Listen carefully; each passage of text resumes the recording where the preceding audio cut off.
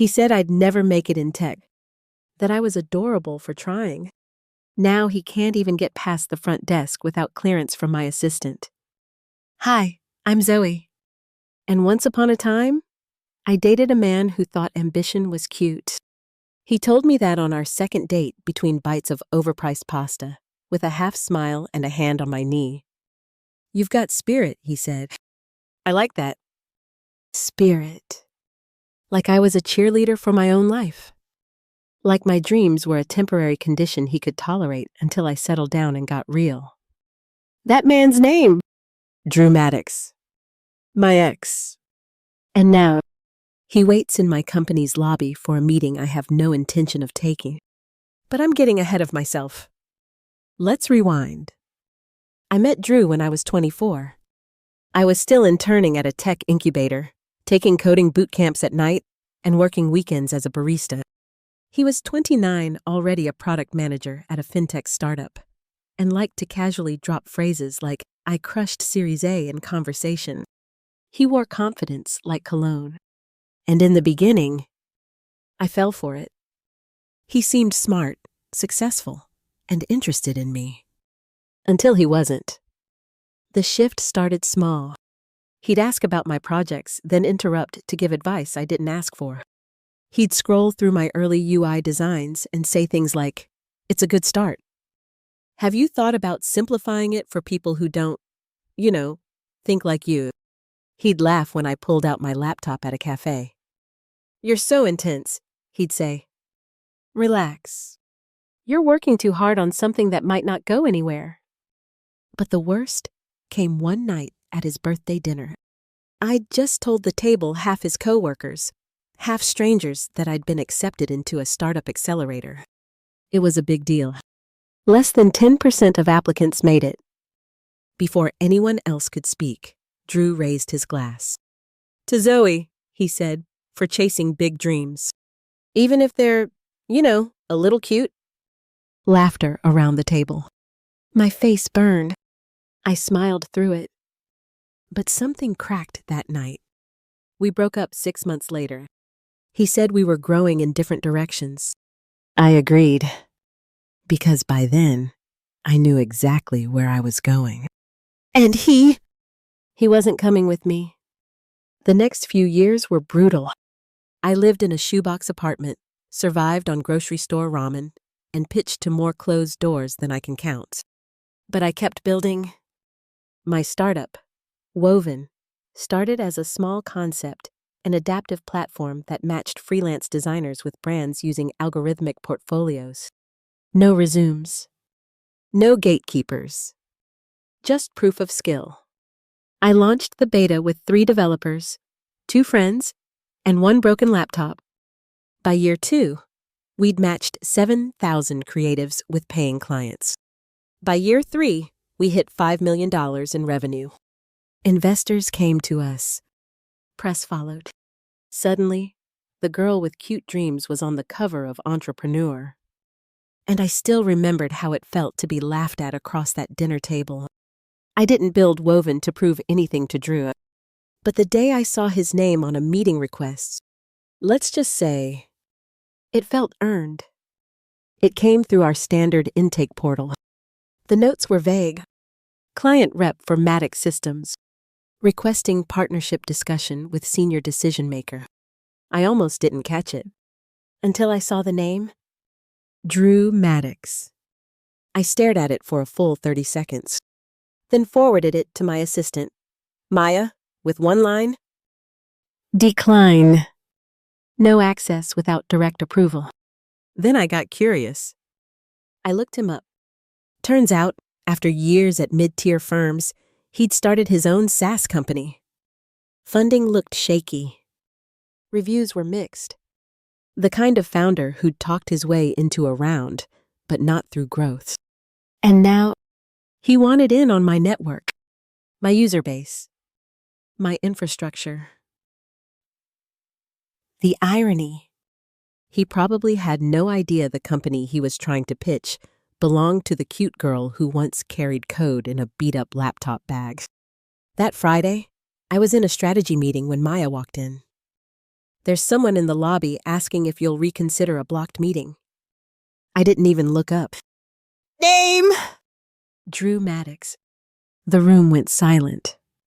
Someone from product whispered, "Wait, the Drew Maddox from Maddox Systems."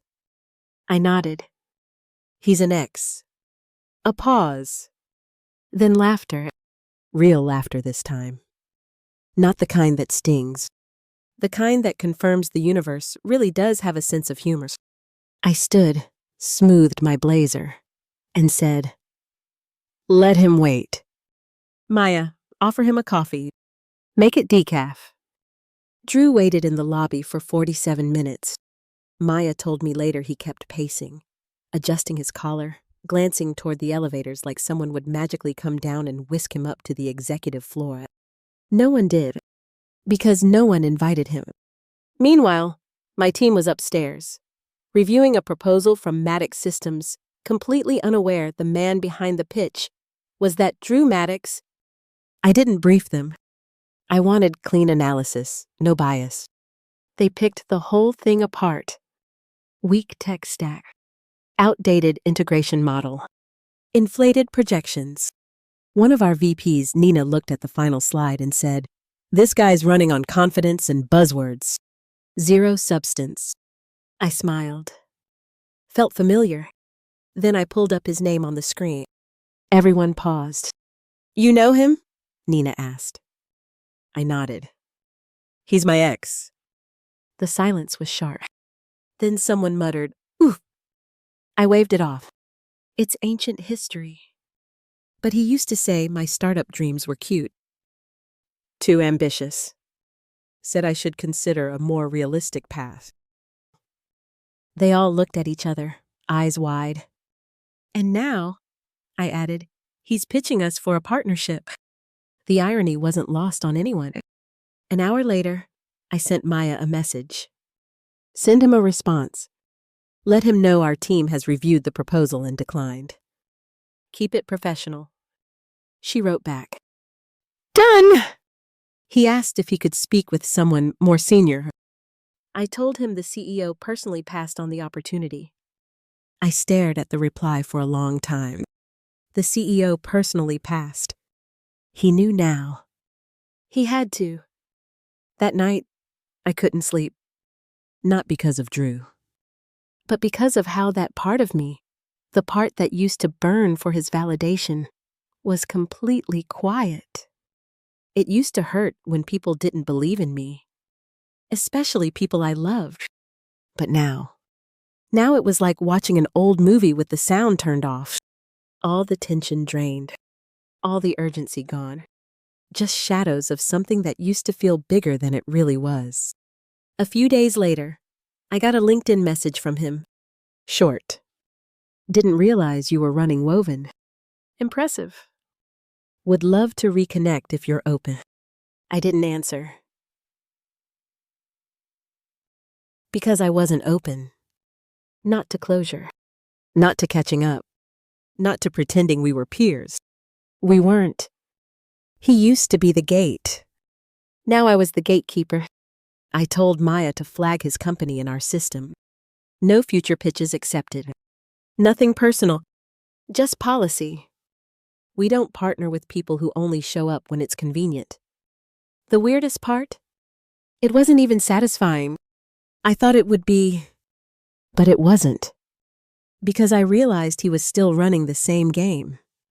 Still chasing status through access. Still trying to leverage relationships instead of building something real. And me? I had already moved past the need for revenge. What I wanted now was legacy. The next week, I flew out to Woven's satellite office in Seattle. We were onboarding 2 new major brand partners, both women-owned, both companies Drew's network had turned down years ago. One of the founders, Tessa, hugged me tight when I walked in. "You made this possible," she said. "Everyone else told us no."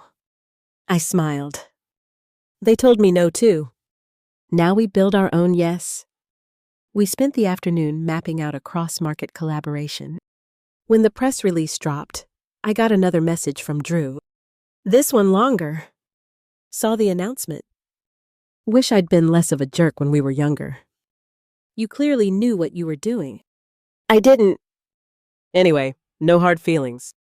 Hope you're doing well. I sat with it for a minute, then hit delete. No reply. Not out of malice, but because I wasn't writing chapters in that book anymore. I started writing new ones, like the scholarship fund we launched for girls in underrepresented tech communities, or the pitch program that offered grant money with zero equity requirements. Every time I stood on stage and saw the look of hope on a woman's face when she realized she was being taken seriously, I thought about that night at Drew's birthday dinner. The laughter, the subtle dismissal, the feeling of being small in a room where I had something big to say. And then I thought, thank God they laughed. Because if they hadn't, I might have stayed there, chasing their approval instead of my own authority. 2 weeks later, Nina, my VP, walked into my office grinning. You'll never believe who's booked for our next vendor summit. Who? She tossed a tablet onto my desk. There it was. Maddox Systems, listed as a sponsor for the event. Not a partner, not a keynote, just a booth on the side wall. I raised an eyebrow. Security already briefed. Of course, she said. He won't get past the lobby unless we buzz him in. I smirked. Good. Let him wait. When Forbes reached out, I thought it was a prank. Their email was direct, no fluff. We're preparing a feature on women redefining tech infrastructure. Your name keeps coming up. We'd like to profile you. I read the line 3 times before forwarding it to Maya with one word. Real. She called the editor to confirm. It was real. The photo shoot happened 2 weeks later. I wore a structured blazer, minimal jewelry, and no apology on my face. They asked me to bring a personal item, something symbolic. I brought the old laptop I used to code Woven's first prototype. It still had a cracked corner and a few missing keys. They asked me why. I said, because this is what it looked like before anyone believed in it. The article dropped on a Tuesday morning. The headline was brutal. In the best way, from cute idea to industry giant Zoe Brooks and the billion-dollar pivot. There, in bold print, was a quote. He said I wasn't serious. Now he can't get a meeting without security clearance. That one line made it to Twitter, LinkedIn, Reddit, even a few tech bro fail meme accounts. I didn't name Drew, but I didn't have to. He knew. The messages started rolling in within hours. Former classmates, past coworkers, old professors. People who once looked through me now acted like we were lifelong allies. One even wrote, always knew you had it in you. I didn't reply. Because no, they didn't. But I did. And that was enough. My favorite message, though, from Tessa, the founder I'd helped on board. She texted a photo of the magazine cover taped to her office wall with a post-it that read, proof they were wrong. That weekend, I flew to San Francisco for a tech roundtable. Women-led. Women moderated. I was the opening speaker. In the audience were 3 VCs who'd once declined my Series A with the phrase, too niche. Now they took notes when I spoke. After the panel, one of them came up to me and said, you've built something foundational. You're not just a founder, you're infrastructure. I smiled. Because infrastructure doesn't ask for attention. It holds everything up in silence. Until the world realizes nothing runs without it. Later that night, at the hotel bar, Maya pulled me aside. She'd just gotten off the phone with event security. Guess who showed up early for booth setup? She said. I didn't need to guess. Drew. Of course. She continued. He asked if you'd be attending in person. Said he'd love a quick chat. I sipped my wine. Tell them to let him set up, and to keep the rope line strict. She raised a brow. You sure you don't want to make a point? I looked at her. I already did. The point is, the entire building we're standing in. The next morning, I walked the vendor floor. Woven had a central position, clean, elegant, impossible to ignore. Matic Systems.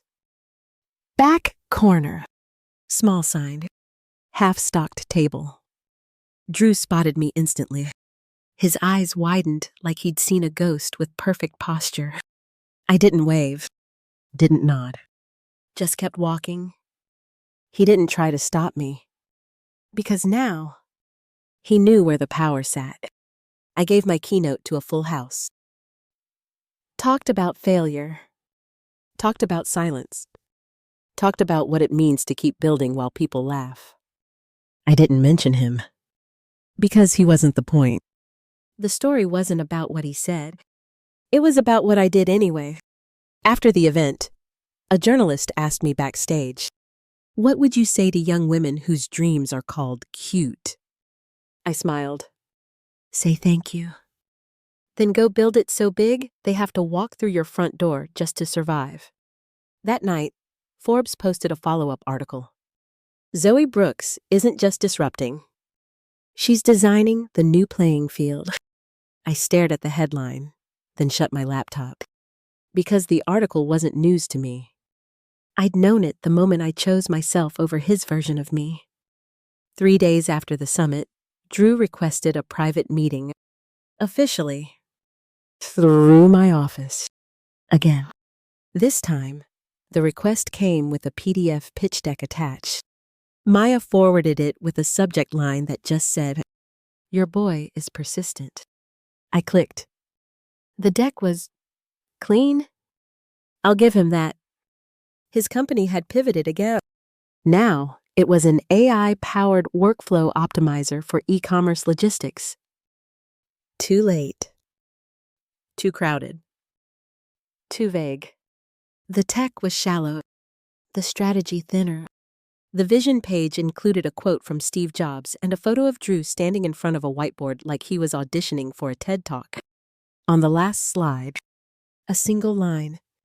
Let's reconnect and build something meaningful. I closed the file, then reopened it. Not because I was interested, but because I realized something. Drew didn't get it. Not the first time. Not the second time. Not even now. He still thought it was about him. That maybe, somehow, if he could just charm me into a lunch or a coffee or a quick catch-up, I'd forget how condescending he used to be. Forget the birthday dinner toasts. Forget the smirks every time I opened my laptop. Forget that he thought my dreams were something to outgrow. But I didn't forget. And I wasn't angry anymore. I was just busy. I told Maya to decline the request. Politely, she asked. I looked at her. No. Firmly. She grinned. You got it. Still, that week, he showed up. Again. At the lobby. No appointment. Just Drew. In a blazer a little too tight, and that same self-satisfied smile that used to pass for charm. Maya buzzed my office. He's here. I sighed. I know. Want me to call security? I paused. Then said, no. I'll handle it. I took the elevator down. Stepped into the marble-tiled lobby with calm legs and fire in my chest. He turned as I approached. Zoe, he said, too enthusiastically. Hey. I raised a hand. No small talk. Why are you here? He blinked. I thought maybe if we just sat down. We're not sitting, I said. You've already pitched. Twice. The answer is no. His smile twitched. I get it. You're big now. You're, what did Forbes say, the new playing field? But you and I, we have history. I stepped closer. That's right.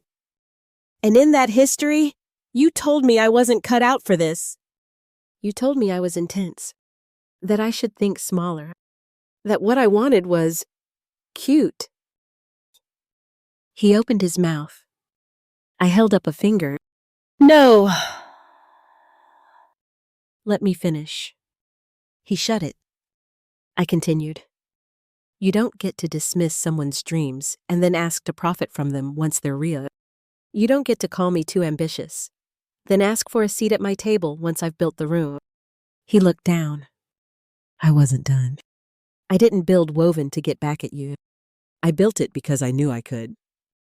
Because I knew there were thousands of women like me, brilliant, overlooked, underestimated, who deserved better. Then I stepped back. Security won't escort you out. But this is your last time here. He looked up. There was no arrogance left. Just realization that the version of me he used to patronize no longer existed. And maybe never did. He left without a word. Didn't turn around. Didn't ask again. Just walked through the glass doors. And I let him go. No applause. No gloating. Just the clean end of a chapter that had once written me off. Upstairs, Maya was waiting. You good? I nodded. Better than good. She handed me a coffee. Your keynote replay just hit 2 million views. I smiled. Funny? I used to think I needed someone like him to open doors. She laughed. Now they just wait behind velvet ropes for you to open the elevator. That afternoon, I signed a partnership deal with a company Drew once called Small Time. It was a 7-figure agreement, all handled by my team. I didn't even have to touch it. Legacy, I was learning, isn't about being right. It's about being so rooted, no one can move you again. I used to cry in parking lots. That's the part no one sees. Back when I was building Woven out of a shared workspace with flickering lights and unreliable Wi-Fi, I'd sit in my car and wonder if I was delusional. Drew's voice haunted me in those early days. You're intense. You're too much. This might not go anywhere. Sometimes I believed him. Not because he was right, but because the world made it easy to doubt women like me. Women who were loud when we should have been polite. Women who didn't smile enough in meetings. Women who said no and didn't soften it after. But I kept building. One pitch deck at a time. One night shift at a time. One ignored email at a time. Until the silence gave way to traction. Then revenue. Then investment. Then headlines. And now those same parking lots are where they sit, waiting for my office to return their calls. This morning, I walked into a university auditorium packed with business students. I wasn't there as an alum or a guest. I was there because a professor had made an entire case study around Woven. They didn't just want to study my company. They wanted to study me. The professor introduced me as one of the most influential infrastructure builders in the tech world today. A disruptor not just in business, but in how we define leadership. The audience applauded before I even spoke. That still feels weird. Not because I don't think I've earned it, but because for so long, I fought just to be heard, to be taken seriously, to be seen as more than someone's future wife or someone else's backup plan. Now they study me. Now they quote me. Now they ask how I stayed so focused. I tell them the truth. I built a company to solve a problem. I built an empire because they told me not to. After the talk, a young woman came up to me. She was shaking. I thought maybe she wanted a selfie. Instead, she handed me a folded note. I just wanted to say thank you, she whispered. Why? Because someone I loved told me I was too much, that I should know my place. And I thought maybe they were right. Until I read about you. I took the note. Read it later. It said, you made me believe that too much can become everything. I sat with that line for a long time, because that's what Drew never understood. What so many like him still don't. We weren't too much. We were exactly the size we needed to be. It was their imagination that was too small. Back at the office, our legal team flagged a new inquiry. A funding group was trying to buy into one of our partner networks through a backdoor shell. The name at the top of the document, Maddox Capital Ventures. I rolled my eyes. Drew had rebranded again. Maya asked if we should respond. I told her no. Let him circle the perimeter. Let him watch through the glass. We weren't stopping him, but we sure as hell weren't letting him in. We used to call it the long game. But for me, this was never a game. This was survival. This was hunger. This was what it looked like when a woman stops asking for permission and starts building without apology. That weekend, I visited my parents. They still don't totally understand what I do.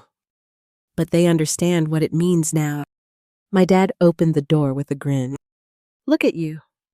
Still changing the world. Trying. I smiled. My mom made tea. She asked if I'd seen the article in the journal, the one that called Woven a blueprint for equitable design. I nodded. Then she said something I'll never forget. You made them look twice, Zoe. That's the hardest part. Drew used to say I was hard to love, that I had sharp edges, that I made people uncomfortable with how much I wanted things. He was right. I am hard to love, but I'm even harder to erase. And now, I don't need to be loved by people who require me to shrink. I want to be remembered by those who grow because I didn't.